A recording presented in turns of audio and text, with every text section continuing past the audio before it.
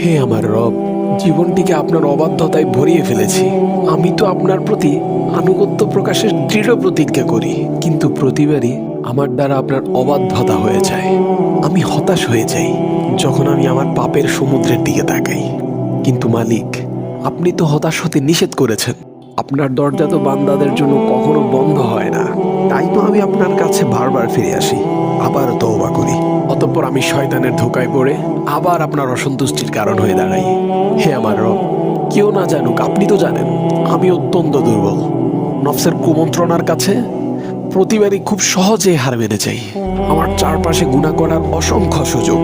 আমি ভয় করি ঈমান হারিয়ে ফেলার, ভয় করি আপনাকে হারিয়ে ফেলার, রাসূল সাল্লাল্লাহু আলাইহি ওয়াসাল্লামকে হারিয়ে ফেলার। হে আমার মালিক, আমি আপনাকে হারাতে চাই না, আমাকে সাহায্য করুন। আপনিই আমার প্রথম এবং শেষ ভরসা, নির্ভরতার প্রথম এবং শেষ জায়গা। আপনি যদি আমায় ক্ষমা না করেন, আমি ধ্বংস হয়ে যাব মালিক, ধ্বংস হয়ে যাব। আমাকে ঠিক তেমন করে দিন যেমন ভাবে আপনি দেখতে চান। আমি আপনার কাছে লজ্জিত মুখে আকুল চিত্তে ক্ষমা চাচ্ছি। আমায় ক্ষমা করুন।